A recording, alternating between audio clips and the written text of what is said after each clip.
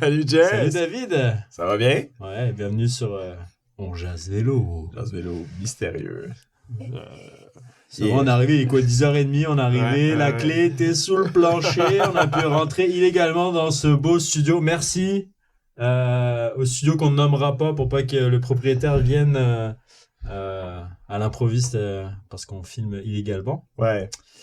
Mais c'est ça, donc on est venu à 10h30 pour faire quoi? Pour organiser un enregistrement de podcast sur quel sujet? La RAC 2025. Race Cross Québec 2025. 2. Ouais. Motherfucker! C'est quand même cool d'enregistrer un podcast en mode espionnage industriel. Je trouve ça cool, Jess, de sauver. Parce que Jesse s'est acheté un Dodge Ram, pour ceux qui le savent pas. Puis comme ça coûte cher de mon gaz. numéro de plaque et tout aussi, là. Alors, Jesse. Mon adresse. Donc, pour payer son essence, on doit enregistrer des podcasts illégalement. Mais bon, c'est. Ça fait partie, Jesse, des petits bonheurs de travailler avec toi. Mes enfants sont heureux, ils mangent du craft dinner tous les soirs. Ma femme est moins contente, mais les enfants sont heureux. Ouais, il faut ce qu'il faut, hein. T'as pas le choix. C'est génial. Donc, pour ceux qui n'ont pas écouté l'épisode précédent, ne partagez pas les informations et ne commentez surtout pas sur le podcast parce qu'on voudrait pas se faire enlever le lieu d'enregistrement mystérieux. Peut-être qu'un jour, on révélera où on enregistre, mais pour l'instant, on garde ça secret d'État. Bon, on est parti. Donc, on va parler de la Race Cross Québec 2025. Donc, les dates du 20 au 24, dimanche matin, le brunch. Donc, c'est bien le 24, ça se termine, 24 août. Donc, et les gens doivent arriver avant le 23. À la fin de 23. Mais dans la nuit. Ouais, minuit. S'ils veulent faire le party, puis exact. Boire de la bière Messorem et tout, là, il faut arriver avant minuit. Mais on pourra quand même vous accueillir le 24, là. C'est juste que ça va être long. Hein. Ça va être long, puis on aura eu bien du plaisir à accueillir tous les autres participants. Yes. Mais ça, du 20 au 24. Ce qui est cool cette année, c'est que on a 3 distances. Yep. 300, 500 et 1000 km. Nouveauté cette année. Nouveauté. Et on a la chance de faire le départ de la Race Cross Québec 1000 km au Centre national de cyclisme à Bromont, qui est comme la Mecque du cyclisme au Québec, en Amérique de l'Est et au Canada. Parce que là-bas, il y a le vélodrome. C'est vrai. Il y a la piste de pump track intérieur, extérieur. Il y a une piste de BMX race extérieur, mais il serait bien qu'il y ait une intérieure, comme ça mes enfants pourraient s'entraîner, ce serait cool aussi. Et il y a aussi des trails de vélo de montagne, c'est le paradis pour gravel bike. Il y a même les 100 B7 qui partent de là-bas. Il y a le Gravellousa aussi en début de saison qui est proche, qui emprunte ces routes-là. Et pour la route, c'est le paradis. Donc on a un beau site de départ. Merci au Centre national de cyclisme de nous accueillir pour le départ de cette course-là qui va faire 1000 km et qui va partir de Bromont. Et après, c'est quoi le menu? Eh bien, Jesse, laisse-moi sortir mon téléphone et les parcours. Je connais pas par cœur. Malheureusement, non. Mais j'ai pas encore testé, parce que je les ai faites dans les dernières semaines et moi, je suis un petit peu frileux, donc 1000 km avec des nuits à 1 degré, ça me tentait moins. Mais bon, dès que le printemps se montre le nez, je pourrais parcourir ces magnifiques créations et me détester en même temps. Mais pour le 1000 km, donc on parle de 1060 km avec 12 500 mètres de dénivelé positif. Donc, c'est quand même pas mal, hein. C'est quand même un parcours corsé. Pour les gens qui roulent au Québec, c'est très rare que tu vas aller chercher autant de dénivelé dans une sortie. Donc là, on est allé vraiment dans sa pleine expansion pour le moment. C'est le parcours avancé, expert, difficile de la RAC 2025.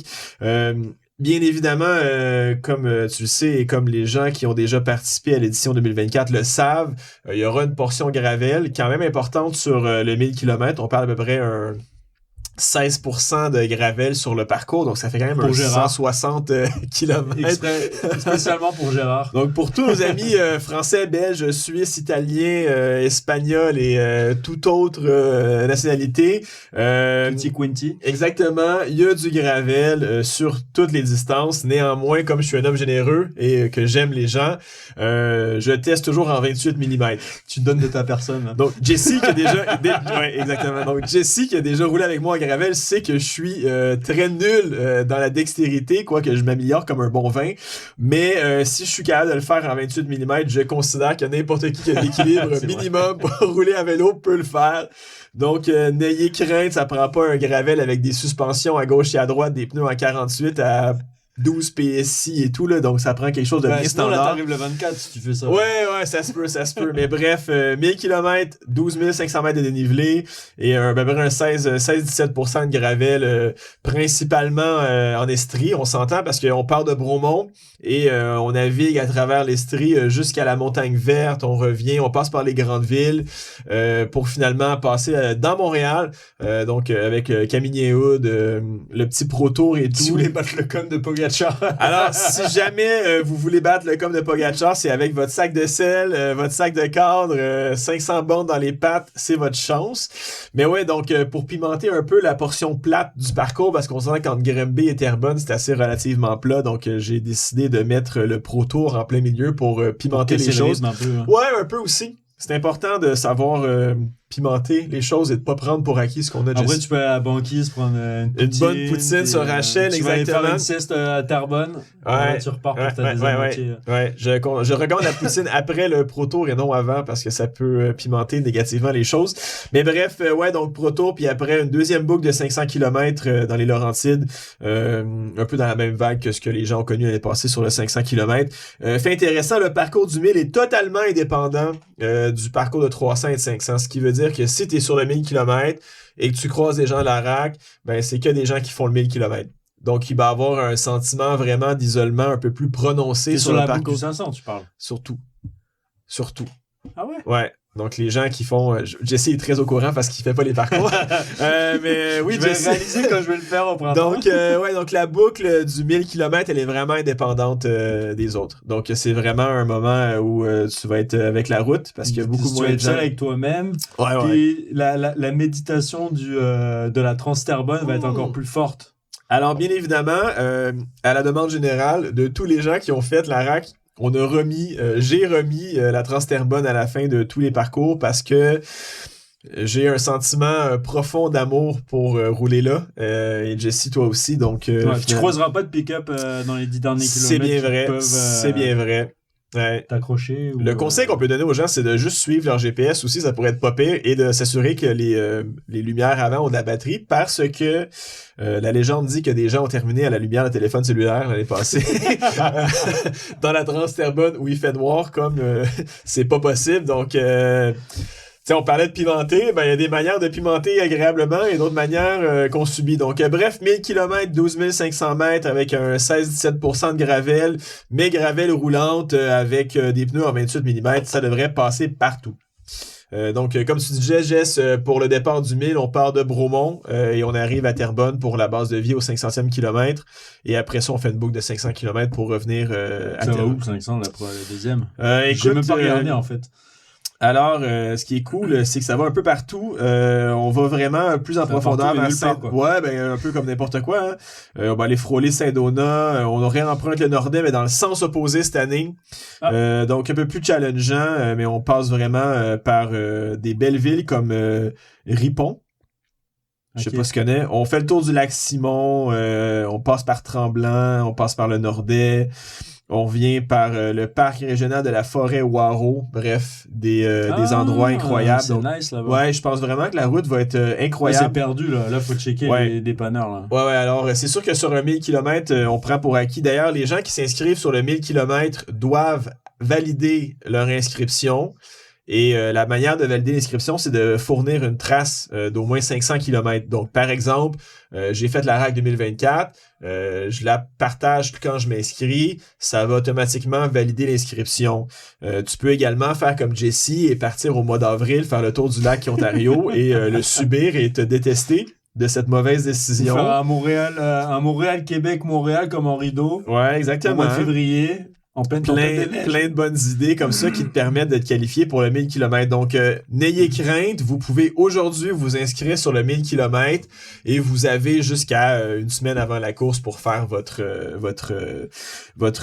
parcours qualificatif pour le 1000 km. Mais bref, franchement, j'ai extrêmement hâte de le tester. Ça va être vraiment cool de vivre quelque chose de grand comme ça. Je pense que ça va être une expérience parce que tu sais, on passe près de nos maisons. Là. Moi, j'habite sur la Rive-Sud, toi t'habites près de à Terrebonne. Vite à l'arrivée. Ouais, à l'arrivée, c'est ça. Cette ville prestigieuse. Mais tout ça pour dire que je pense que c'est une expérience totalement différente de le tester dans le cadre d'une course que de juste habiter en banlieue de ce parcours-là. Ok, puis le 300, 500, le 3... J'imagine Ouais. que le 500, c'est une boucle de 200, puis une boucle de 300 que le 300 va emprunter après. En effet, Jesse, Ou pareil, c'est une course d'insociable pendant cette course-là, puis personne ne se croise. Là. Alors, le 300 et 500, en effet, partagent la même boucle de 300. Donc, pour faire ce cours, comme l'année passée, les gens vont partir au 500 avec une première boucle de 200 km, revenir à la base de vie à Terrebonne et repartir après pour un 300. Donc, cette année, la boucle de 300, c'est 328 km avec 3328 mètres de dénivelé positif. On va plus à l'est que l'année passée. Donc, cette année, tu te souviens, on passait par le Nordais, entre autres, par Tremblant, et on redescendait vers Sainte-Agathe-des-Monts. C'est quelle boucle, ça? 300, 500? Ouais, le 300, ça part... J'ai perdu le fil. Là. Ouais, excuse-moi. Donc, on part de Terrebonne, Saint-Jean-de-Mata, Saint-Zénon, Saint-Michel-des-Saints. On passe là dans de la terre profonde pour aller un peu à l'est de Saint-Donat et revenir vers Sainte-Marguerite-du-Lac-Masson et tranquillement vers Terrebonne. Donc, pour ceux qui ont fait l'année passée la boucle de 300, on va vraiment plus à l'est cette année. Donc, on va juste emprunter des routes qu'on a vues l'année passée qu'à la fin du 300 km. Donc, tout le reste, c'est un nouveau parcours. Mais il y a la Trans-Terrebonne à la fin. Ben, certainement, Jesse. Je pense que ça serait pas honnête de pas offrir la Trans-Terrebonne. Donc, vraiment, on part dans un parcours différent cette année et on termine avec cette merveilleuse Trans-Terrebonne que tout le monde a tellement apprécié. Et pour la boucle de 500 km, on parle de 533 km avec 6000 mètres de dénivelé cette année. Donc, c'est tout le temps, t'as plus de 1000 km de dénivelé, plus de 1000 mètres de dénivelé par 100 km. Là. Exactement. Donc, on a quand même rehaussé un peu la chose. Et cette année, on a une boucle de 200 km qui va vers Sainte-Adèle, Morin Heights, la ville préférée d'Arnaud Manzanini. Si jamais vous lui parlez, demandez-lui de prononcer le mot Morin Heights. Bref, il va prononcer ça comme un Texan. ouais. On devrait l'enregistrer. Tu sais, comme sonnerie de téléphone quand il appelle, ça fait genre Morin Heights. Je vois qu'on utilise le mot Morin Heights dans le podcast, ça met la voix de Arnaud enregistrée. Tu sais quoi? Je pense que comme on paye pas la salle de podcast... On peut se payer un monteur parce que moi, je suis incapable de faire ça. Non, ça nous prend un petit clavier, t'enregistres des sons, genre... Tu sais, là, tu pèses... Exactement. Donc, Mille-Îles, on passe vers le lac des 16-Îles, on parle de Morin Heights, Sainte-Adèle, et on revient vers Terrebonne pour après faire la boucle de 300 km. Donc, principalement dans les mêmes terres pour le 500, c'est vraiment au niveau du 1000 km cette année qu'on part vers l'aventure et l'inconnu en Estrie. Donc, c'est pas mal ça les parcours pour l'année prochaine. Jess, c'est toujours en construction, donc on a l'idée principale des parcours, mais comme on a déjà dit dans un épisode dernièrement, l'idée c'est de tester plusieurs fois pour voir vraiment comment ça vit avant de vraiment valider finalement un parcours avant la course. J'ai hâte de le faire. Moi aussi. Mais tu réalises une chose, là, c'est qu'il y a un hiver entre maintenant et tester le parcours. Ah ben j'ai dit au moins j'ai le temps pour perdre du poids là, parce que j'ai rien fait depuis que j'ai organisé la course, j'ai quasiment pas roulé là. C'est fou hein ça. Mais t'as un gros pick-up maintenant. Ouais. J'ai des grosses fesses aussi. Donc c'est ça. Puis sinon Jess, équipement peut-être. Qu'est-ce que ça prend pour faire? Non attends. On parlait de la reco là. Ah merde. La reco on l'a fait quand? On l'a fait au printemps. Moi, du coup, je viens de comprendre que il faut que je fasse 2 recos. Donc, je fasse le 1000 parce que le 1000 emprunte pas la route du 500 et 300. Exact. Donc, il faut que je fasse un 1000. En fin de semaine, un 1000. Ouais. Mais là, tu sais que j'ai pas le temps de faire ça, là. C'est-à-dire que je vais devoir dire à ma femme que pendant 2 fins de semaine, faut que je le fasse. Puis en plus, le 1000 km, faut que je le fasse vite, quoi. Ouais.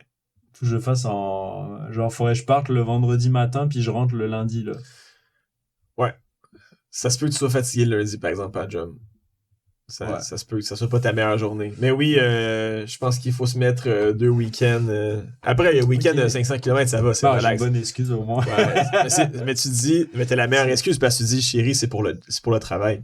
C'est pour la job. Ouais, c'est ça. Ouais. Tu sais, t'as pas vraiment envie de le faire, je pense. Je pense que tu vas sacrifier. Je vais sacrifier mon temps, je vais donner de ma personne pour Ouais. reconnaître le parcours, là. Ça va être pénible, mais... Est-ce qu'il faut faire un GoFundMe pour t'aider ou... Non,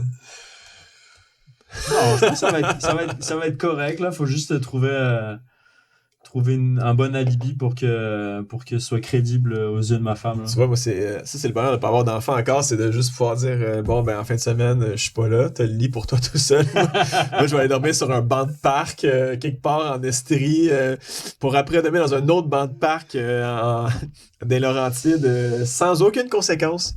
Autre que...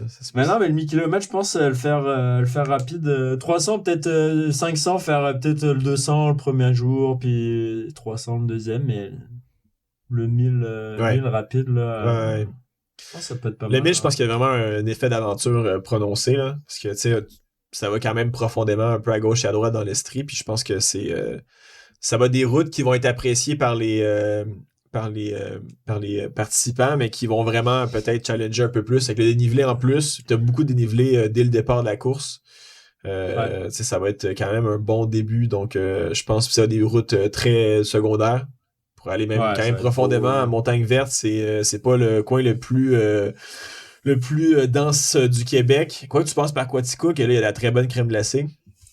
Ou en face, t'as la micro. Ah, ben là, je pense que oui. Je pense qu'il va y avoir plusieurs places pour boire des bières. Combien de bières tu peux boire dans un 1000 km quand même rapide? Je sais pas.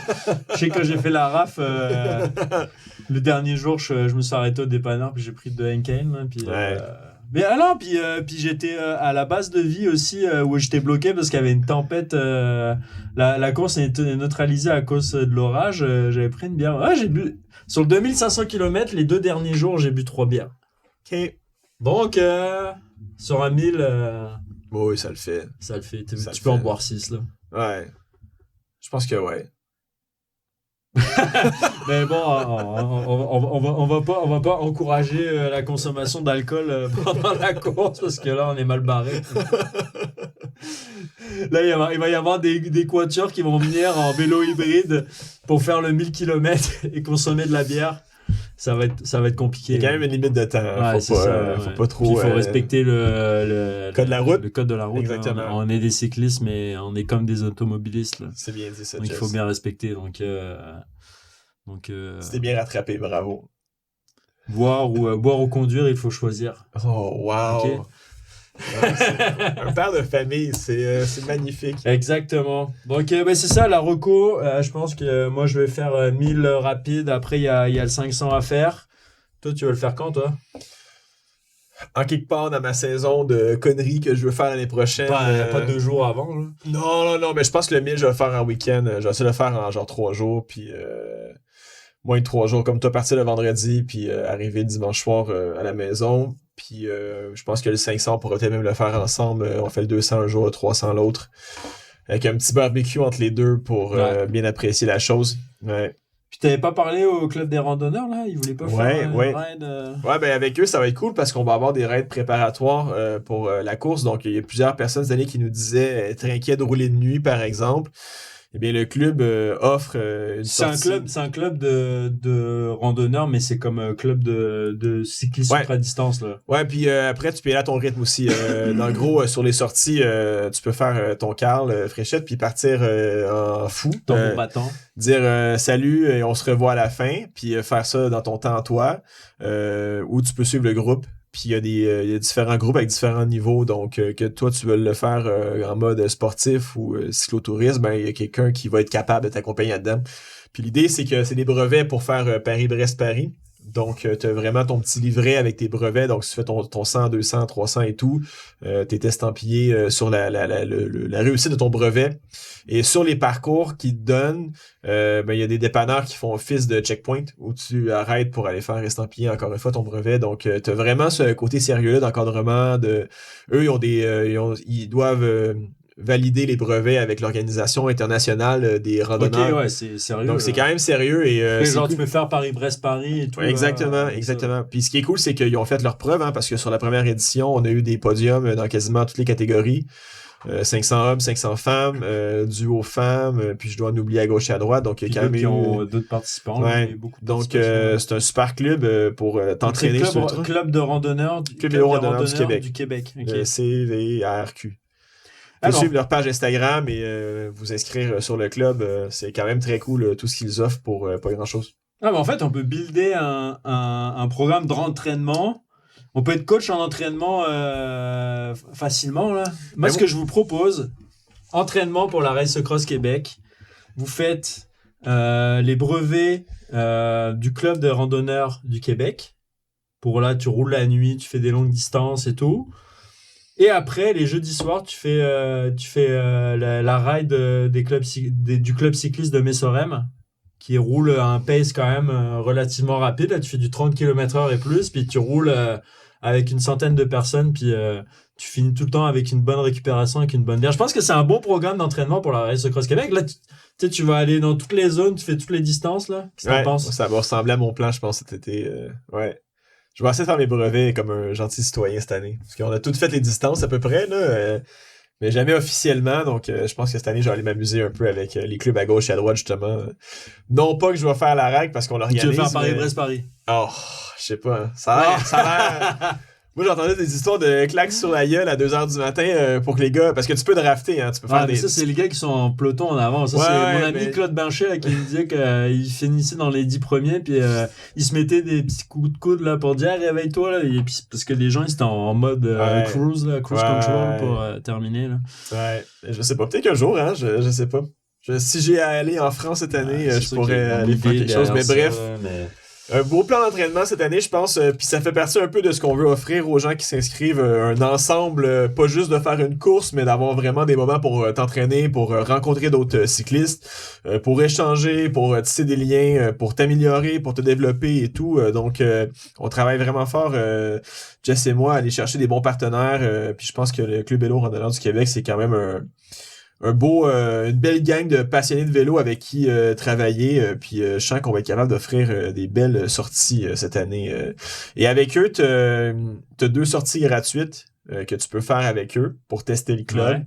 Puis après, je pense que c'est quelque chose de dérisoire comme 75$, un frais d'adhésion pour payer l'organisation, puis t'as accès à toutes leurs sorties.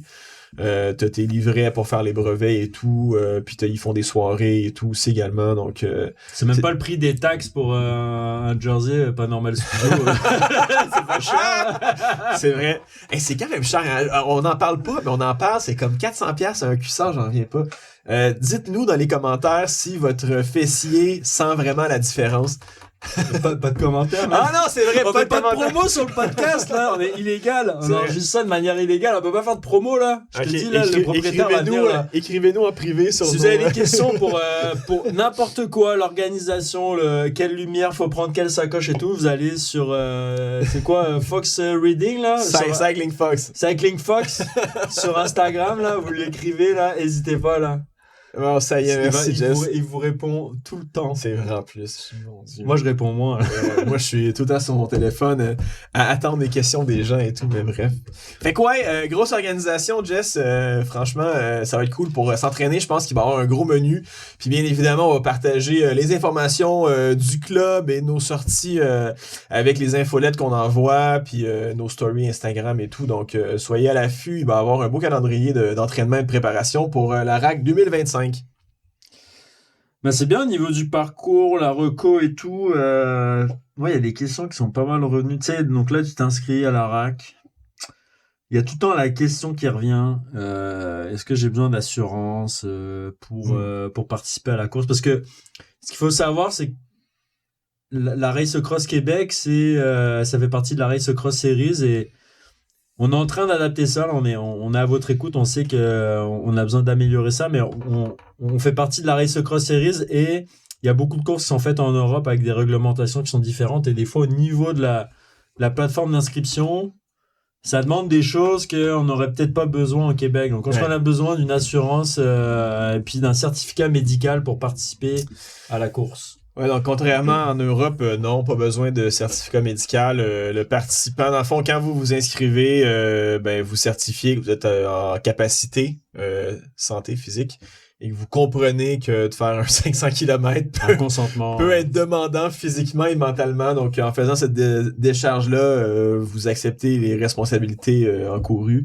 Puis l'assurance, comme on utilise la route, vous êtes couvert avec les accidents avec une voiture par la SAQ. Vous vous engagez également à respecter les codes de la route et tout. Donc, c'est un engagement de part et d'autre, justement, de respect de la route et de bienséance qui vous protège un peu comme ça lors de la course. Donc, pas besoin d'assurance privée ou d'aller voir votre médecin. Pour ceux qui ont la chance d'avoir un médecin de famille, parce qu'on sait qu'au Québec, c'est compliqué d'avoir un rendez-vous des fois. Donc, pas besoin de faire ça pour participer à la course. À part si tu viens d'ailleurs, là, tu prends ton assurance de voyage, puis tu vas être couvert avec ça.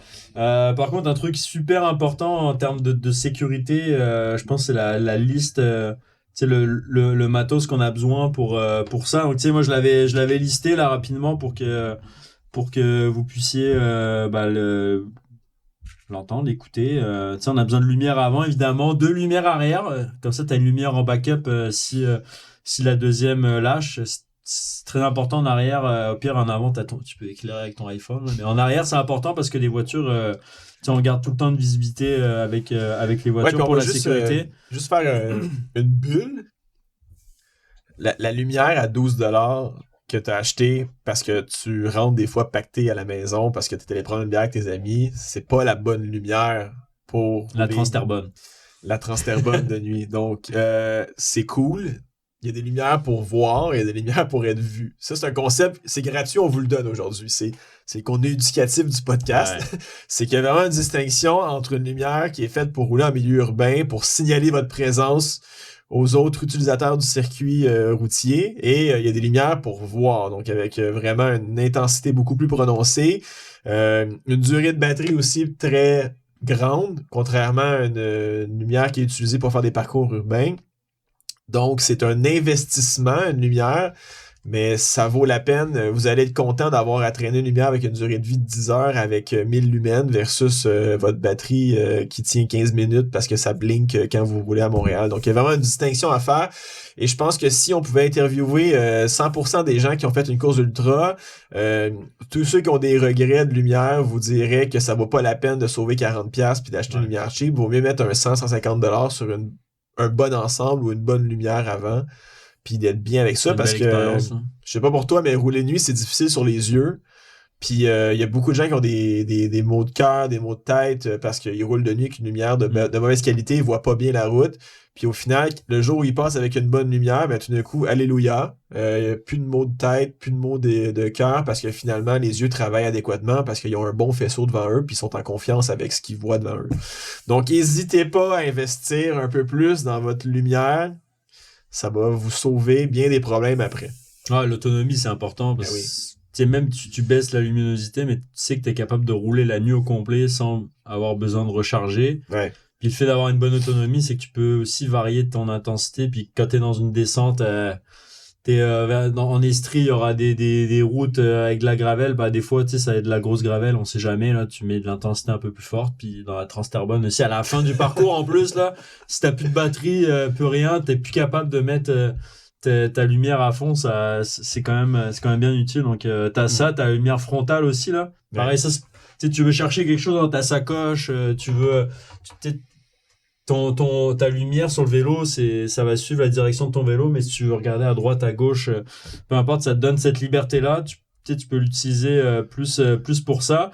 Et après, ce qui est important, c'est le gilet de visibilité là, de réfléchissant. Donc, tu as des gilets, tu as des harnais, tu as plein de solutions bien importantes pour renforcer la sécurité. Donc, ça, c'est vraiment pour la visibilité. Après, ce qui est important, bien entendu, c'est d'avoir ton cellulaire pour appeler le PGO, donc le poste de gestion d'opération, là, c'est On va quoi, avoir organisationnel, opération, Ouais, quelque chose du comme genre. ça. Hein. On va avoir un numéro québécois cette année. On va avoir donc, un numéro québécois. canadien, donc pas de stress cette année, tout va bien fonctionner. Ouais, On c'est ça. s'excuse pour les gens l'année passée, cette année qui ont pas eu l'expérience facile, mais on va te préparer cette année, donc tout va être fonctionnel.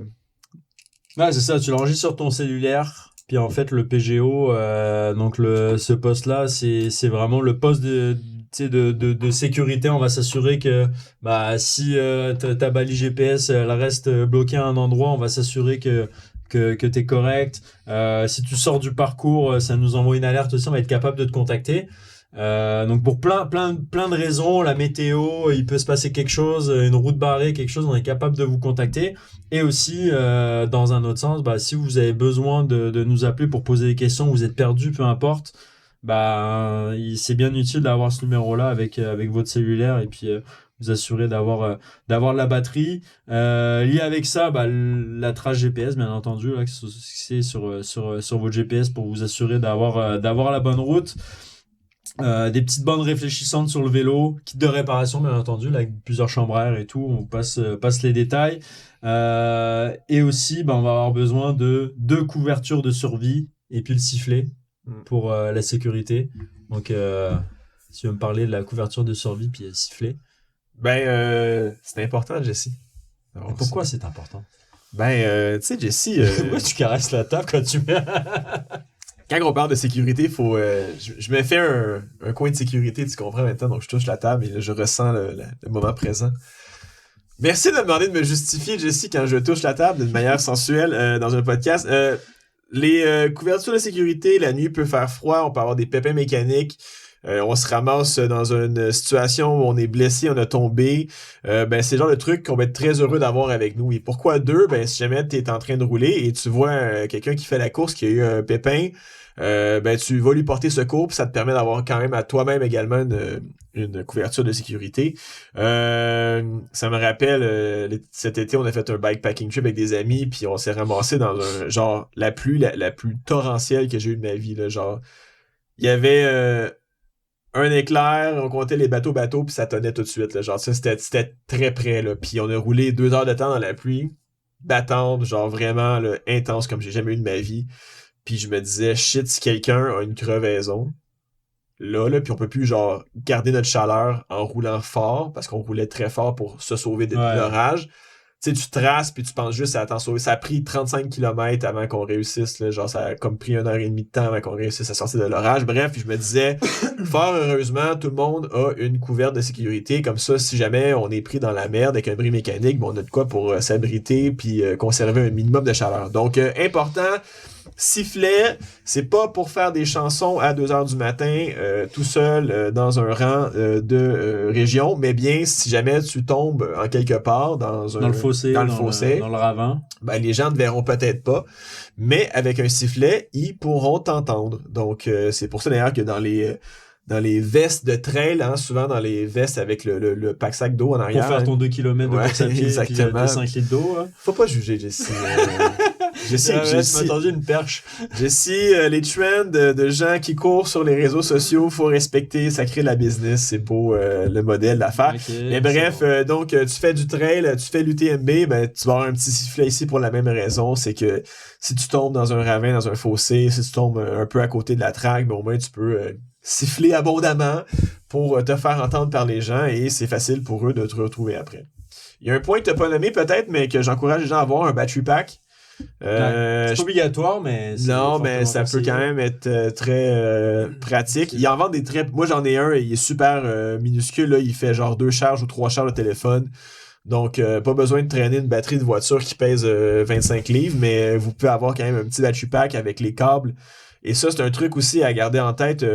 On fera un épisode, Jesse, un jour sur l'équipement, mais les câbles aussi, d'avoir les bons câbles. Et on en vient justement avoir le même câble pour à peu près tout ce que tu as besoin d'avoir. Là. Ton téléphone cellulaire a un USB-C, des lumières à un USB-C, ben ça te minimise. Mais là, tu me fais pas obligatoire, là, tu me fais. Non, mais moi, je tripe matériel. Moi, j'ai une passion matérielle. Donc, on fera un épisode un jour sur le matériel. Tu as la soie dentaire et tout, là? Non, pas la soie dentaire. Non, mais je veux pas un poil de barbe et je me fais les dents avec ça. C'est pratique. Ouais, c'est très pratique, la barbe comme ça. Donc, ça accumule les moustiques, par exemple, je tiens à le dire. On a la petite poche à déchets, là.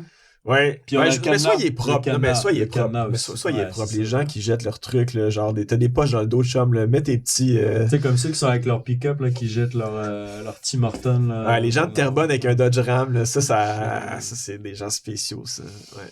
Mais il y a le cadenas aussi qui est important. Donc là, il y a tu sais, c'est un petit câble, un petit cadenas pour barrer ton vélo. Pourquoi t'as besoin de ça? Ben, si tu pars en ambulance, l'ambulancier ne ramassera pas ton vélo, donc tu peux le protéger, mais également, il y a des gens, moi personnellement, je m'en fous, mais il y a des gens qui sont vraiment inquiets de laisser leur vélo. Ben, tu sais, c'était ton Trek Madone, Full Race. Oui, c'est vrai. Moi, j'ai un bac en acier, rim brake, fait que malheureusement. Il y a personne qui veut ça. Je suis désolé de te dire que mon vélo. Genre le petit bon de Moronite, là, il va pas te prendre ton vélo, là. Non. Mon Marinoni rose, il se ferait pas. Ben, c'est un Marinoni, c'est quand même. Ah, mais il est rose. Il est rose. Le rose Géraud. Tu sais. Il y a des mâles alpha là-bas, donc tu sais, il ne parle pas. C'est pas un podcast politisé, Jessica. Bon, là tu. Je devais loin. Là, tu dérives dans des sphères où il faut pas aller parce qu'après ça, il va y avoir des commentaires sur les épisodes. Il faut pas mettre de commentaires. Les gens vont dire, ils vont partager les choses. On peut barrer les commentaires sur YouTube et tout, non? Tu peux barrer les commentaires. Ouais. Ça, on va se barrer. Ok, parfait. On peut enregistrer le podcast. Excellent. Mais illégal. C'est vrai. C'est vrai. Bon, cadenas, ok. Bon, c'est bon, on a fini avec la liste. Là. Et voilà. C'est beaucoup, mais c'est pas beaucoup à la fois. C'est un sac un sac de cadre bien. Et au moins, Carl Fréchette, il ira un peu moins vite. Là. C'est vrai. 100 kilomètres. Après, on n'a pas le temps de dormir à cause de lui parce que. Non, mais il y a des gens qui étaient très équipés, hein. Je tiens à le dire. Sur un 300 km, ça prend pas grand-chose. Hein. Je sais pas, toi, t'amènes quoi, Jesse, sur un 300 km, mais moi... 2 bouteilles d'eau. 2 bouteilles d'eau, mon GPS chargé, mes écouteurs peut-être, puis 2-3 trucs à manger. C'est pas bien, il faut la couverture de survie. Puis c'est vrai, c'est vrai. Utile. C'est vrai. C'est pas des niaiseries. Là. Non, on rigole, mais pour le bien de tous, là, pour la sécurité, pour s'assurer qu'on peut secourir tout le monde, que l'événement se passe bien, c'est important d'avoir cette liste. Donc... Des fois, les gens vont avoir l'impression qu'on est un peu too much, mais tant que t'as pas utilisé, tu l'as pas utilisé en situation, là, tu penses que ça sert à rien. C'est un peu comme le casque. Le casque, avant, personne mettait de casque, mais le casque, dans le fond, 99% du temps, il sert à rien, mais le jour où il te sert, il te sauve la vie. Donc, c'est un peu ça avec la liste de matos, là. Juste pour faire comprendre aux gens à quel point c'est important, la serviette de sécurité. La couverture de survie. La lingette de sécurité. Donc là, imaginez, là, fermez vos yeux, tout le monde à la maison. Là. Donc, attends, je ferme mes yeux. OK, parfait, t'es prête? Ouais. Il est 11h30, pleine nuit, c'est nuageux. L'agent de sécurité va venir pour nous sortir du podcast. Il y a même pas d'étoiles, tu vois pas la lune, c'est pitch black. Et là, il pleut. Et ta chaîne casse. OK? Drame absolu. T'es dans la Trans-Terrebonne, isolé. T'as peur des ours, t'as peur des loups, t'as peur des loups-garous. Mais t'as ta serviette de sécurité. Ta couverture de survie va te sauver, Jesse, et te garder au chaud jusqu'à ce que quelqu'un vienne te chercher. T'imagines, t'es pris dans la Trans-Terrebonne des journées de temps et t'arrives pas à t'en sortir parce que c'est un labyrinthe sans fin. Et Arnaud vient nous sauver. Arnaud arrive avec son hélicoptère, le Manzanini Copter. Non, mais blague à part. On dirait la patte patrouille, là. on dirait quelqu'un de la patte patrouille, là. C'est marqué sous Stella, là. J'aime que tu les connaisses. Je les connais pas, moi, les noms de la patte patrouille. Ah, mon fils, il est à fond, patte patrouille. Ouais. Ah oui, il m'en parle tous les jours, là. Chanceux. Je les connais par cœur. T'es vraiment chanceux, Jess. Même pour lui brosser les dents, parce qu'en fait, il veut jamais que je lui brosse les dents. Mais là, je suis comme, qu'est-ce qui te brosse les dents aujourd'hui? Quelle patte patrouille? Puis là, il me dit Stella. Ok, Stella part en mission. Puis après, je lui brosse les dents. C'est comme ça que. Petit aparté là. On pourrait faire un podcast pédagogique. Mais pour revenir à la liste de matériel, donc c'est ça, il y a une liste importante avec la serviette lingette de survie très très importante. Et pour ça, il y a le bike check qu'on fait au début. Donc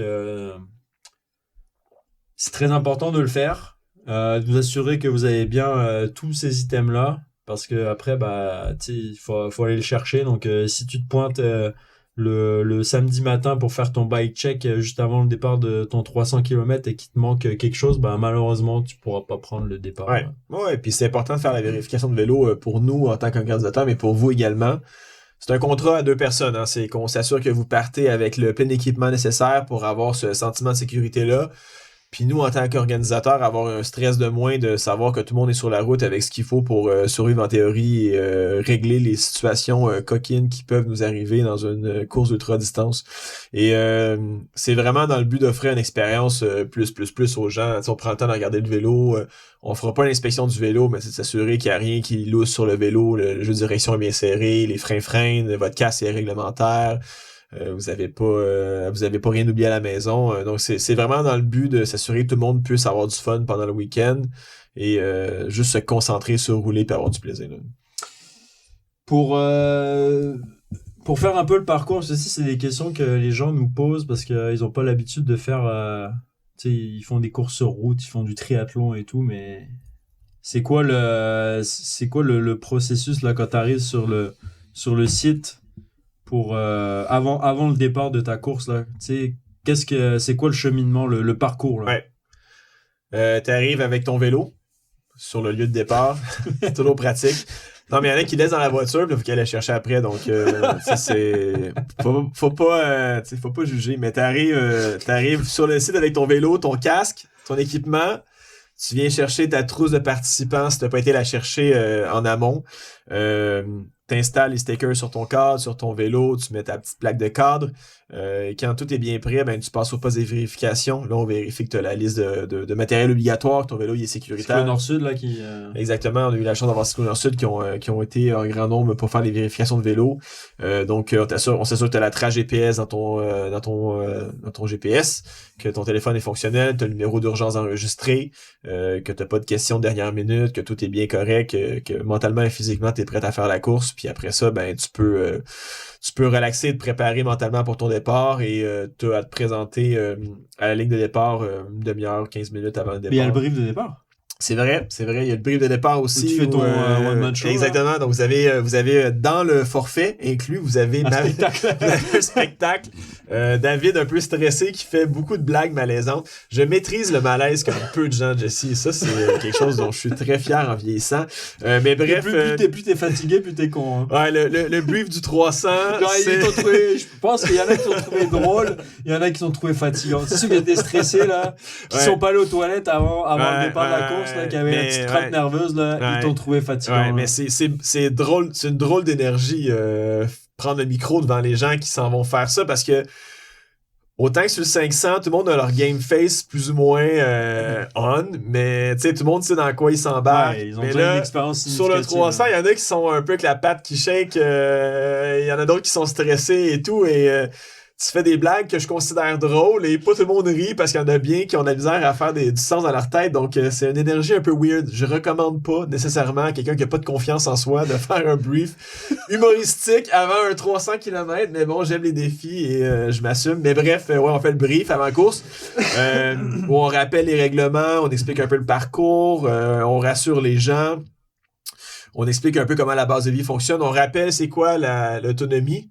C'est important aussi, pour en parler après, Jess, c'est quoi la notion d'autonomie, les règlements sur le sommeil, comment on doit se comporter sur la route, que c'est une course en autosuffisance, donc il n'y a pas de drafting à moins que tu sois en équipe.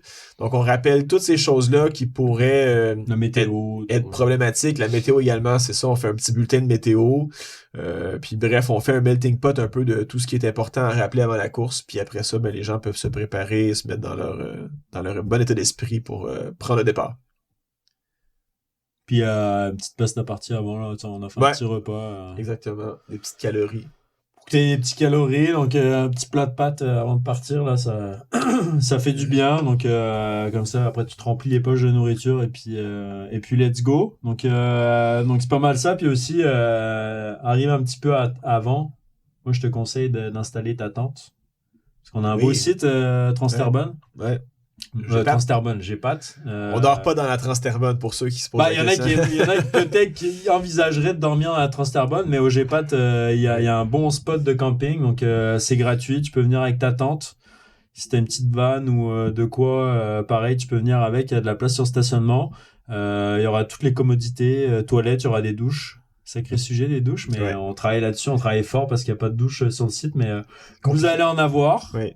Donc ça, c'est bien important. Ça te permet, quand tu retournes à la base de vie, si tu fais le 500 ou le 1000, tu peux peut-être faire ta petite sieste là-dedans, même s'il y aura un endroit pour dormir aussi. Et puis, comme ça, quand tu passes la ligne, tu peux profiter de toutes les commodités, toutes les festivités qu'il y aura le samedi soir.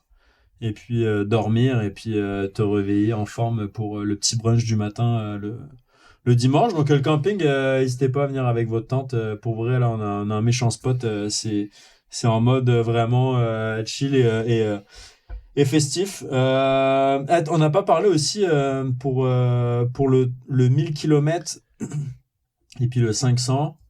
C'est, tu sais, qui prépare un drop bag, tu sais, qui prépare pour la base de vie.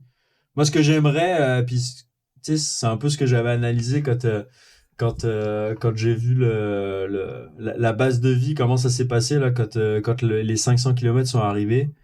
J'étais impressionné par le fait qu'ils n'étaient pas organisés. Tu sais, ils n'avaient pas préparé des bouteilles de Sper, tu sais, ils étaient en train de préparer leur mélange et tout là. Moi, j'aimerais, puis je vous incite, parce que la base de vie, c'est le pit stop là. C'est un peu, si vous regardez l'Ultra Trail du Mont Blanc ou n'importe quelle course de trail ou la Formule 1, il y a tout le monde qui sont là en train de vous assister. Toi c'est course de trail, Formule 1. Non, mais moi, mais j'aimerais que, tu sais, les premiers qui font la course, là, genre, ils arrivent, ils ont juste à s'asseoir en train de manger leur nourriture, puis t'en as un qui nettoie le vélo, les autres qui a préparé les bouteilles, qui mettent les bouteilles sur le rack, qui vident tes poches, qui remplissent tes poches avec du stock et tout, puis là, tu repars rapide. Tu sais, vraiment un truc, je pense, spectaculaire. Vous pouvez améliorer ça, vous pouvez, tu sais, tu peux avoir une massothérapeute qui vient tu sais, il l'a fait, Danny Bonneville à la Race Cross France. Il avait quelqu'un qui lui faisait un massage, il avait les gros manchons de compression là pour faire de la pressothérapie et tout. Ce serait malade là, pour vrai qu'on ait un vrai pit stop. Tu sais, il y a des gens qui étaient là en train d'attendre leur famille, leurs participants là. Ce serait cool d'avoir en fait, la base de vie, c'est le seul moment où vous pouvez avoir une assistance, donc que ce soit mécanique, que ce soit au niveau de la nutrition, de la boisson, peu importe. Vous pouvez être assisté à ce moment-là, et en dehors de ça, vous êtes vraiment autonome. Donc, ce serait cool de voir une grosse assistance. Ça, si c'est un truc que vous pouvez apporter à la personne que vous suivez, là, ce serait malade. Là. Ouais, 100% d'accord. C'est vraiment important. Puis je pense que tu l'as bien amené. Le sujet de l'autonomie sur la rack, c'est quoi? C'est que quand tu es en train de rouler à vélo, tu es tout seul. Tu peux pas avoir ta mère qui te suit. Tu peux pas avoir ton chum ou ta blonde qui te... Tu peux pas t'arrêter chez ta grand-mère. C'est ça. L'assistance que tu as doit être disponible pour tous les participants. Donc, si t'as des gens qui te laissent des stacks sur la route, c'est tricher. Par exemple, le dépanneur qui est ouvert, il est ouvert pour tout le monde, donc ça, tu peux y arrêter. Ou ceux qui mettent une table au bord de la route avec à boire puis à manger, ça, c'est pareil, c'est legit. Là. Mais vraiment, l'offre qui est disponible doit être disponible pour tout le monde et pas juste pour toi. Par contre, quand tu arrives sur la base de vie, là, c'est open season. C'est la Formule 1. Là. C'est la Formule 1. Qui met de l'huile de frites sur ta chaîne. Tu peux avoir toute ta famille, tes amis qui sont là en mode on s'occupe de toi. Et tu sais, quelqu'un peut laver ton vélo, gonfler tes pneus, mettre de l'huile sur ta chaîne pendant que quelqu'un te fait de la bouffe et tout. Genre, t'as vraiment accès à tous les services que tu peux imaginer sur la base de vie. Et on t'offre du service. Et en plus, nous, on t'offre le minimum. On t'offre de l'alimentation, on t'offre un lieu pour dormir, on t'offre une salle de bain, une douche et tout. Et ça, c'est un truc, la stratégie est importante aussi parce qu'on a également des réglementations sur le sommeil. Donc, c'est important de bien gérer aussi sur le 500 et sur le 1000 km. Tes 4 heures de raie par tranche de 36 heures. Donc, je répète, tu roules 32 heures, sur ces 32 heures-là, tu dois rajouter un 4 heures d'arrêt avant d'arriver à ton 36 heures. Donc, tu peux pas arriver à 36 heures sans avoir eu ton GPS arrêté. nous, on va Je t'appeler. t'avertis, si tu t'approches, t'es à 30 heures et que tu t'es jamais arrêté encore, ou juste 15 minutes, tu vas avoir une alerte pour te dire va falloir que tu t'arrêtes parce que Ouais. tu t'es arrêté juste 15 ou 20 minutes. Et là, on va parler tantôt, Jesse, tu parlais de mâle alpha. Et dans le cyclisme, je te le dis tout de suite parce que tu dois pas le savoir parce que t'es chasse, t'es pur. Mais il y a également un peu un phénomène de mâle alpha. Et malheureusement, Jesse, dans l'ultra, il y a également des mâles alpha. Je sais, non mais je te vois, je sais que t'es surpris, je sais que tu te dis non, jamais j'aurais cru ça, David, blasphème. Non, non. Il y a des gens qui faisaient des trucs de fou sans jamais s'arrêter et qui s'en vantent. Dormir, c'est tricher, quoi. Dormir, c'est pour les nuls. Et tu sais, les bonhommes là, qui roulaient des heures et des heures et des jours sans s'arrêter. Eh bien, la science, Jesse, la science a prouvé que dormir, ça te donne plus de watts que jamais t'arrêter.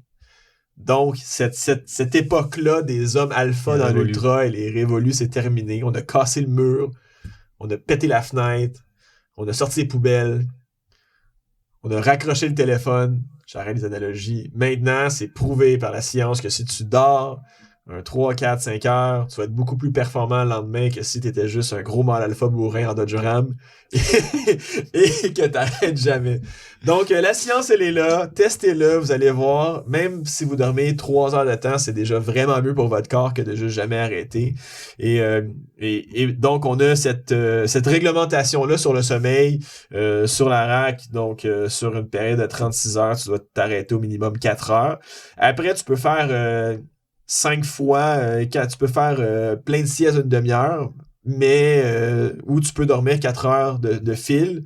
Mais l'important, c'est que par tranche de 36 heures, tu es au minimum 4 heures où ton GPS, il est en arrêt. Et celui qui a gagné la Race Cross France cette année, là, en 2024, il dormait plus que les autres. Il dormait 4 heures. Il dormait 4 heures par nuit. Là. Mm-hmm. Puis, tu sais, il a fait un temps qui est équivalent, même qui est plus rapide que ceux qui dormaient pas avant. Là. Ouais. On nommera pas de nom, là, mais il se réveillait puis il repartait dans l'autre sens. Donc voilà. Donc c'est ça. Donc pour le sommeil, n'hésitez pas à dormir. Il y aura le confort sur la base de vie. Donc c'est ça. Donc, vous arrivez, vous allez pouvoir mettre votre drop bag pour le 500 et le 1000 km que vous allez pouvoir récupérer pendant votre base de vie. Quand vous faites le 1000 km, en fait, vous allez pouvoir poser votre drop bag à Bromont. On va le récupérer. On va vous l'apporter à Terrebonne. Puis comme ça, à Terrebonne, vous avez tout ce qu'il faut. Donc n'hésitez pas là à mettre vos bouteilles de mix déjà remplies à l'intérieur, comme ça vous n'avez pas besoin de le faire en arrivant. Je pense que le lendemain tu vas chercher ton repas, donc si tu mets un repas à l'intérieur qui a pas besoin d'être mis au frais, tu vas être capable d'un sandwich, peu importe là, tu peux remplir tout ça là pour vrai. N'hésitez pas là, moi j'ai hâte de voir la créativité de tout le monde. Et après sur la base de vie, donc tu peux te faire full assister, vraiment il n'y a pas de limite sur l'assistance sur le site, mais il y aura aussi du support de notre côté, il y aura de la nourriture, il y aura de la boisson, enfin de la boisson, pas de la boisson alcoolisée, mais il y aura de la liqueur, il y aura tout ce qu'il faut. Il y aura un endroit pour dormir meilleur que ce qu'on avait là. Là, tu dormiras pas dans le corridor du GPAT, mais on va essayer de faire un truc plus intime et plus silencieux pour dormir vraiment d'une meilleure façon. Puis tu peux aussi planter ta tente puis dormir dans ta tente ou ta vanne si tu plantes ça d'avance.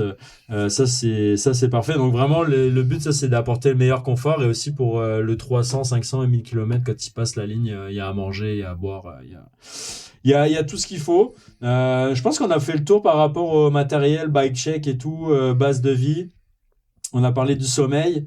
Après, bien important, c'est, vous allez avoir deux choses aussi qui vont être importantes qu'on n'a pas parlé. Ça va être le tracker GPS. Vous allez avoir un tracker GPS. Donc, tu pourrais nous expliquer comment ça fonctionne. Puis aussi, la nuit, là, comment, même si je pense qu'on va pouvoir faire un épisode en soi sur la nuit, mais en parler rapidement. Mais, déjà, le GPS, comment ça fonctionne, on a un tracker GPS, comment on l'utilise, à quoi ça sert?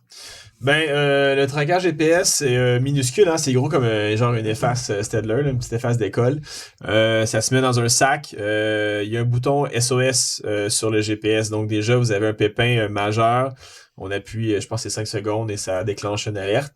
Mais nous, au PGO, on a vraiment un ordinateur dédié à ça où on a en temps réel tout le monde sur le parcours.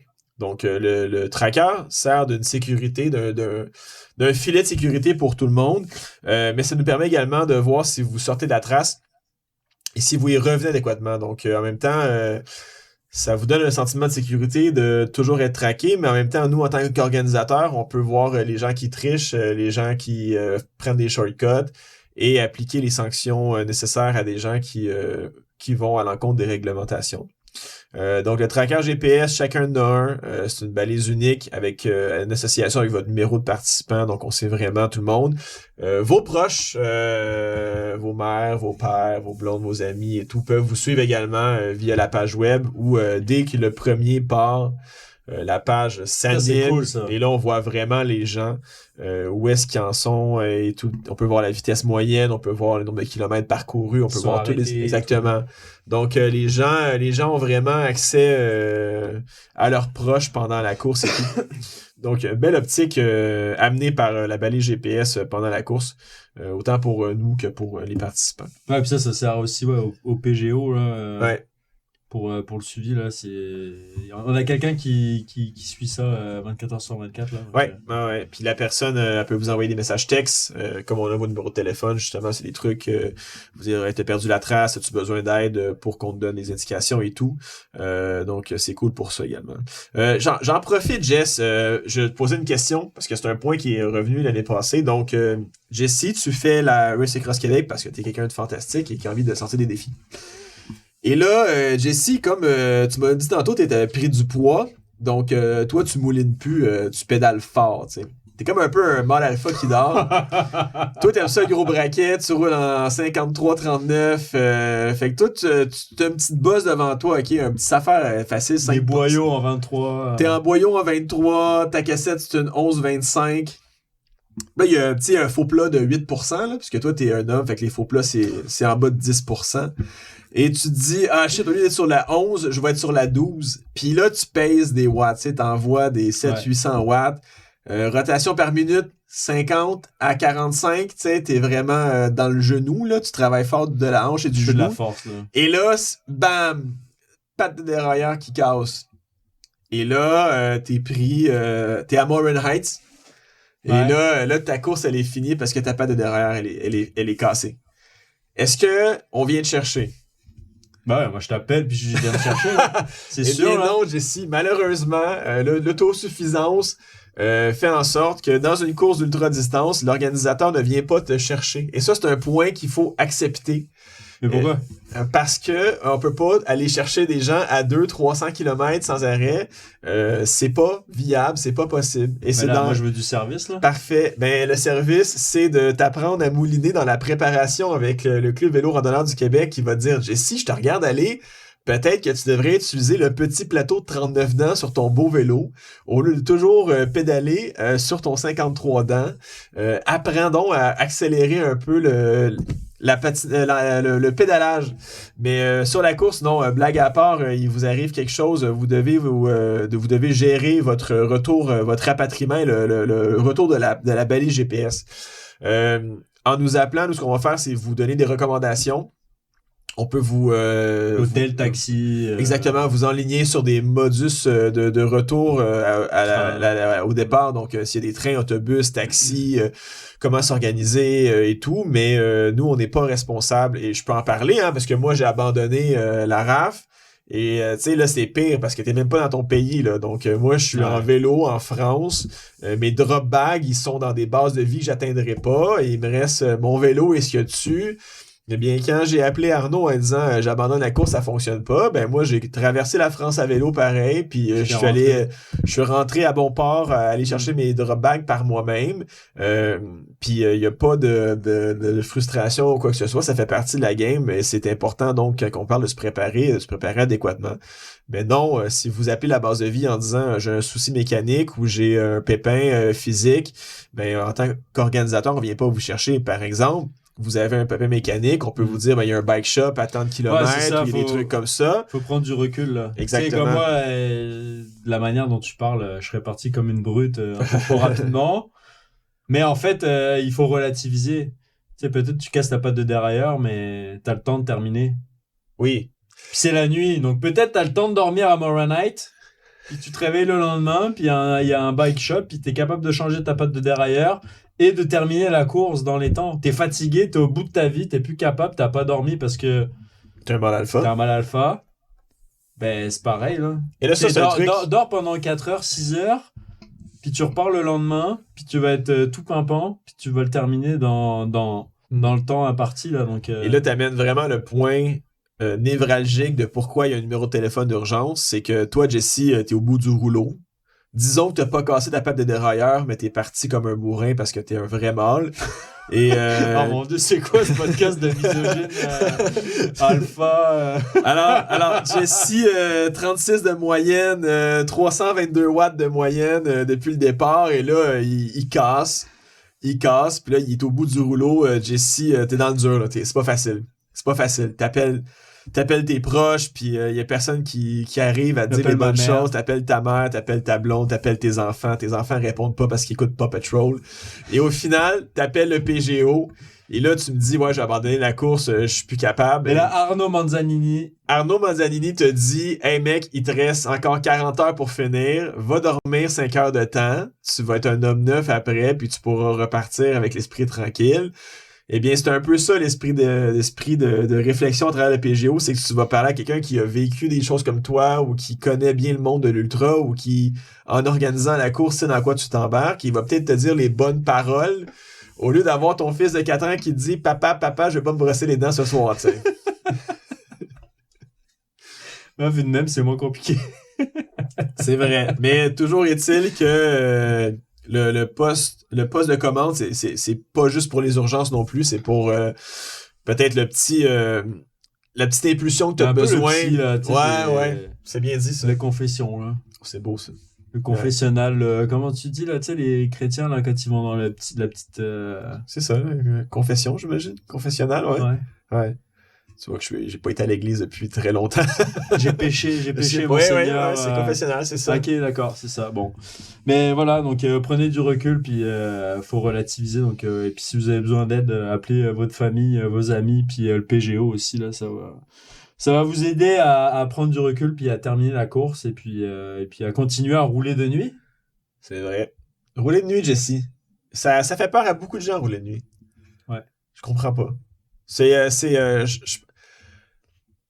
Je trouve que rouler de nuit en vélo, c'est cool parce que d'un, il y a moins de gens sur la route. T'as beaucoup moins de voitures. T'as la route pour toi tout seul. C'est plus tranquille. Mais ça se travaille, ça se pratique. Ouais. Ça prend de Mais il y l'entraînement. en a qui aiment pas. En fait, il y en a qui ont peur, Ouais. puis il y en a qui aiment pas ça, qui conçoivent pas de faire du vélo la nuit. Tu sais, on a eu sur le 300. Oui. Alors, si j'arrive de nuit, là, j'appelle un taxi, puis je rentre chez moi, là. Ouais. Il y a des gens qui étaient vraiment inquiets. On a eu des courriels aussi avant la course. Et finalement, c'est bien passé, là. Pour nous demander de déplacer les heures de départ pour pas avoir de rouler de nuit. Je pense que pour moi, rouler de nuit, ça fait partie de l'ultra-distance. Tantôt, on disait que les gens, pour des gens, le 300 km, c'était peut-être pas de l'ultra à proprement parler. Ou tu sais, on arrivait un peu dans la zone de l'ultra, mais sans vraiment y toucher.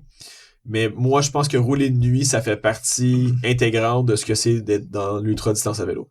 T'as besoin de vivre ce genre de choc-là pour comprendre dans quel genre de truc tu t'embarques. Puis rouler de nuit, ça fait juste te sortir de ta zone de confort. Moi, je me couche tôt. Hein. Moi, je te lève tôt. Je me couche à 9h30 tous les soirs, puis je me lève à 5h30 le matin. Mais c'est sûr que pour moi, quand il est rendu 9h30, 10h, puis je suis encore en train de rouler, mon corps, il dit « Hey David, c'est spécial ce que t'es en train de faire. Tu devrais être dans ton lit. Puis, tu sais, Tu sais, c'est pas rouler toute la nuit. Hein. Tu sais, je veux dire, c'est rouler... Tu vas rouler tard le soir. Tu sais, idéalement, là, tu vas te coucher, tu vas t'endormir, tu peux prendre un hôtel, tu peux dormir, t'as une tente, tu dors dans une tente, tu peux dormir dans un bivy, tu peux dormir sur un banc, tu peux dormir sur un trottoir avec, avec ta veste en duvet. Mais peu importe, tu sais, le but, c'est vraiment d'aller rouler le plus possible la nuit, mais sans faire une nuit complète, là. Tu sais, je vous déconseille, là, parce que c'est difficile. Très dur. Puis juste de repartir tôt le matin, il fait nuit, là, puis tu vois le lever du soleil, là. Ouais. Tu vois le coucher du soleil et le lever du soleil, c'est t'es privilégié là. Puis c'est quelque chose qui te redonne de l'énergie après pour rouler. Après, là. c'est quelque chose qui s'apprivoise aussi. Ouais. Je pense qu'avant. C'est l'inconnu. Là. Ben, non, mais en vrai, il faut que tu le testes avant aussi. Oui. Selon ton rythme de vie, selon tes habitudes de vie, tu vas vivre une nuit différente. Puis toi, quand tu roules la nuit, tu vis pas la même chose que moi. Ouais. Mais il y a des points qui font mal. Je sais qu'il y a un point dans la nuit, genre à 2h, 3h du matin, où là, t'es déboussolé. C'est ça, là. Ton corps te dit, même quand t'avais 17 ans, puis tu sortais le samedi soir, à cette heure-là, c'était rendu le moment où t'étais fatigué, puis t'allais te coucher, tu sais. Après, t'as la rosée du matin qui arrive, t'as l'heure la plus sombre un peu avant le lever du soleil, mais tu sais, c'est après le soleil se lève, puis ton corps il déclic, puis tu repars dans un mood de journée, mais c'est pour ça que l'entraînement est important, c'est de vraiment tester un peu tes capacités, puis de choquer tes habitudes en disant, ok, ben je fais ma journée de travail, ben à soir je vais faire 200 km de nuit. Mais même pas. Ben c'est vrai, 150. Comment j'ai appris à rouler de nuit? C'est quand je travaillais en magasin, j'avais des shifts où je terminais à 9h le soir, puis j'avais un 20-30 kilos à faire. Mais tu sais, je partais à 9h30 le soir, puis je rentrais, il était 10h30, 11h, puis tu roulais 1 heure de nuit, puis t'as des passages où tu roulais dans la piste cyclable noire à Laval où il y a pas de lumière, rien. Puis c'est comme ça que j'ai appris, puis tu sais, au printemps, là, des fois, il fait encore nuit à 5h, 6h, il fait nuit, tu quittes le travail. Tu sais, je veux dire, il y a combien de personnes qui courent le soir dans les villes à Montréal? Bah là, c'est pareil, là, tu sais, tu peux te faire du commuting ou aller faire une petite ride de nuit. Puis c'est comme ça que tu apprivoises la nuit. Puis après, bah, tu peux faire des nuits, tu sais, partir rouler, faire un 200 km la nuit, hein, mais tu sais, au moins te familiariser avec la nuit, puis te rendre à l'aise pour après éventuellement faire un 100 km par exemple la nuit. Ouais. Enfin, je sais pas, moi, c'est comme ça que j'ai fait. Là. Non, mais t'as bien raison. Puis même revenir du travail en ce moment, tu roules dans le noir et tout. Donc, là, à 4h30, c'est il fait nuit. noir déjà. Mais tu sais, tu vois, pour moi, rouler de nuit, là, nuit avec un grand N, là, c'est comme il est minuit, il est 11h minuit, t'es sur le vélo encore, il fait noir. Je pense que, tu sais, il y a une différence entre rouler 20 km puis rouler 80-100 km. Faut que tu comprennes est-ce que ton équipement est correct, comment tu vis ta fatigue. La sensation de vitesse est pas la même non plus. Tu penses que tu roules à 32 puis t'es à 24. Tu sais, c'est te réapprendre à rouler différemment. Quel genre d'alimentation passe aussi dans la nuit. Ça, c'est tout con, mais genre, ce qui passe bien à 2h l'après-midi passera peut-être pas bien à 2h le matin. Donc, c'est... Je pense que tu as raison dans l'escalier d'entraînement à rouler de nuit, mais je pense que tu as un escalier physique puis tu as un escalier mental aussi où il y a des gens qui sont craintifs. Pour eux, la nuit, ça appartient à d'autres personnes que eux. Puis, tu sais, c'est déjà juste de sortir la nuit. T'as un sentiment d'insécurité, t'es tout seul, tu peux te faire aborder par quelqu'un, t'es pas en mesure de te défendre peut-être et tout. Donc, je pense qu'il y a plusieurs nœuds à dénouer. Et c'est important de prendre les bons steps. C'est con, mais rouler une nuit éclairée, tu sais, tu roules une nuit de pleine lune où il n'y a pas de nuages, ben ta lumière, t'en as vraiment moins besoin que si tu roules dans une nuit nuageuse. Tu sais, tu fais une nuit sur le petit train du Nord, c'est pas la même affaire que de faire une nuit dans les champs, ça arrive sud, un soir de pleine lune, tu sais, ou quand il y a une super lune. Donc, bref, tout ça pour dire, pour moi, c'est fantastique rouler de nuit. J'adore rouler de nuit, mais c'est un gros changement dans ma routine, puis pour autant, je prends du plaisir et tout, mais il faut le travailler puis s'entraîner. Là. Puis là, les départs, parce qu'il y avait le grand débat, là, départ, quand est-ce qu'on part, etc. Là pour Bromont, là, on va partir à 14h pour le 1000 km. Donc, ils vont partir en milieu d'après-midi, ils vont faire 500 km, donc il y a une bonne nuit à faire. Sur le vélo. Sur le vélo, où à un moment donné, tu peux dormir aussi. Là, sur ton 1000 km, il faut que tu dormes 4 heures. Enfin, tu t'arrêtes 4 heures dans ta tranche de 36 heures de vélo. Le 500 km, ça part à 14 heures aussi le vendredi. Et pour le 300 part le matin, 4 heures du matin, premier départ. Ouais. On a eu un gros débat avec... on s'est renseigné, on a posé des questions et je pense qu'il y a vraiment une scission avec le 300 où c'est plutôt débutant ou des gens qui veulent faire un truc express versus 500 à 1000 km où il y a peut-être une cote d'expérience un peu plus prononcée. Donc, on a assumé que de partir au lever du soleil et de rouler peut-être à la fin de nuit était plus psychologiquement acceptable que de partir un vendredi soir, d'autant plus que t'as fait ta journée de travail le vendredi, donc tu t'es levé le matin, t'as fait ta journée, t'es trop nerveux, tu dormiras pas adéquatement tu prendras pas une bonne sieste avant ton départ et tout, donc de dire aux gens on part à, je sais pas, 11h minuit le vendredi soir, pour nous c'était pas cohérent avec l'idée qu'on avait du client potentiel sur un 300 km. Là. Donc samedi matin, 4h départ, premier départ.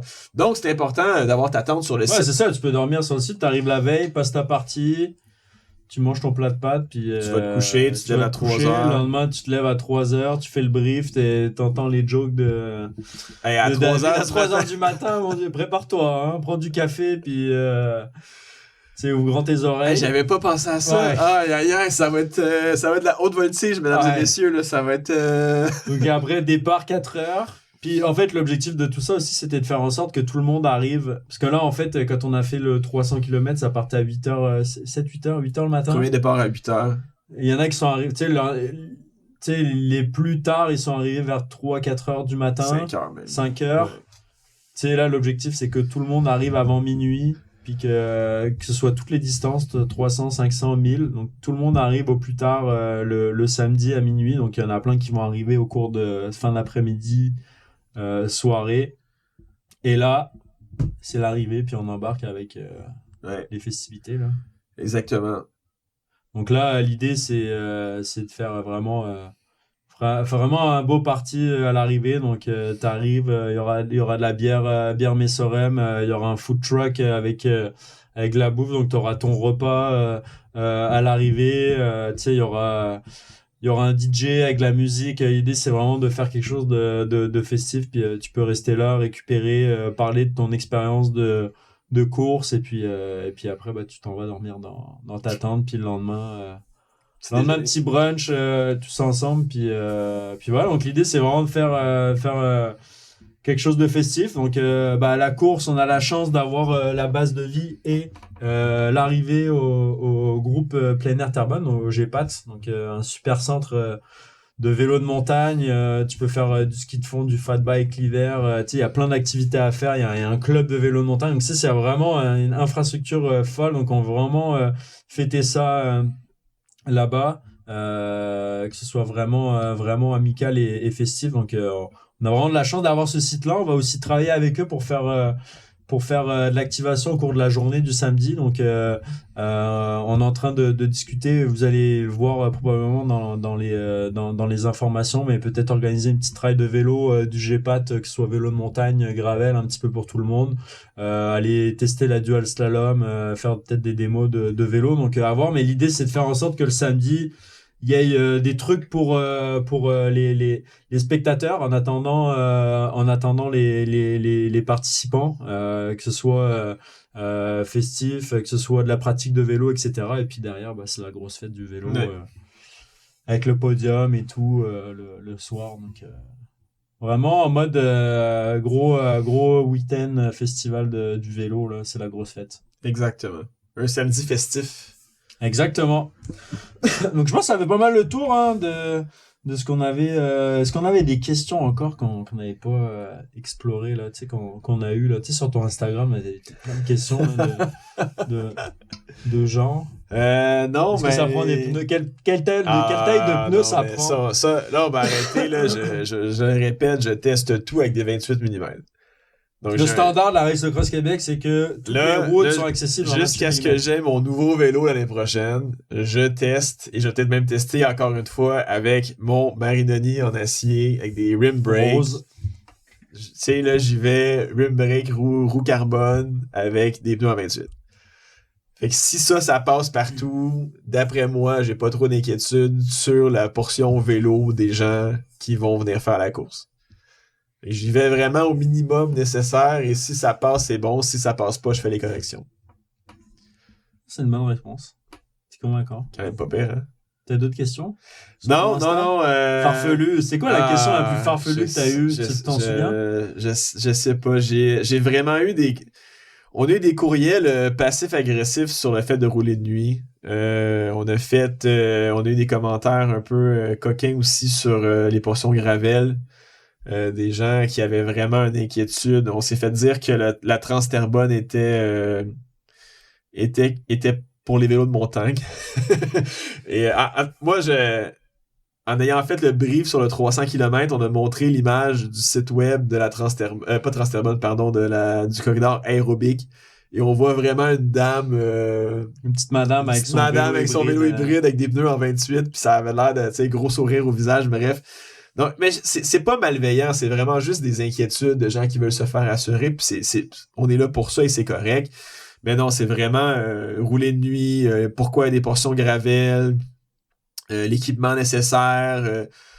Tu sais, c'est des trucs genre de gens qui découvrent ou qui sont pas habitués. Ou des fois, les gens ils ont des mentalités différentes aussi. T'es un vieux routard, tu te roules en 23 toute ta vie. Tu t'inscris sur une course ultra, puis tu réalises que t'as 10% de gravel. Tu fais le saut parce que toi, la gravel, pour toi, c'est des pneus en 35 ou 40 mm à 42 PSI. Là, toi, t'as tes Gator Skin en 23 mm à 120 PSI. Je veux dire, ça te déstabilise relativement beaucoup. Donc, je comprends un peu d'où viennent les questions. Après, on devrait faire un épisode plus prononcé sur la préparation, mais je le répète encore, il y a comme un due diligence à faire aussi. Tu t'inscris à une course comme ça, l'organisateur s'engage à t'offrir un événement incroyable, à t'offrir une belle expérience, mais toi, en tant que participant, tu devrais t'engager à te préparer aussi et à comprendre dans quoi tu t'embarques. Mais c'est pour ça qu'il y a les raids du club de rando. Ben exactement, mais c'est vraiment... pour moi, il y a un processus intellectuel où tu dois t'intéresser, tu dois t'informer, tu dois poser des questions, tu dois tester aussi. Tu t'écris sur le compte Instagram de David et tu fais les rides du club des randonneurs du Québec. Exactement. Et tu ne commandes pas le podcast parce qu'on va se faire arrêter par la police sinon. Et surtout, ne commande pas, ne partage pas le podcast parce que, je le répète, on est illégal, on est rentré par la porte arrière qui était ouverte du studio et j'ai pas envie que le propriétaire vienne nous... Mais c'est pour ça que t'as ta tuque de voleur aujourd'hui, là. Ouais, c'est ma cagoule, regarde. Il y a personne qui me reconnaît avec ça, là. Wow, excellent. Sur cette belle démonstration de ta cagoule, Jessie, je pense qu'on peut... clore ce podcast. On invite les gens vraiment d'en parler de la course, pas du podcast. RAC 2025 du 20 au 24 août 2025. Départ à Bromont pour le 1000 et à Terrebonne pour les autres distances. Allez voir le site web. N'hésitez pas à poser des questions. N'hésitez pas à vous informer sur l'ultra-distance au Québec. C'est important de garder cette pratique en vie et de justement se faire confiance pour se lancer. Et on est là pour vous accueillir sur un bel événement. Et n'encouragez pas et ne partagez pas. On jase vélo. Disponible sur toutes les plateformes de streaming, sur YouTube, sur Spotify, Apple Podcast, tout ce que tu veux. Ne partage pas, mets pas de commentaires, ne mets pas de 5 étoiles. Voilà. C'est ainsi qu'on conclut ce podcast. Et on arrête l'enregistrement maintenant.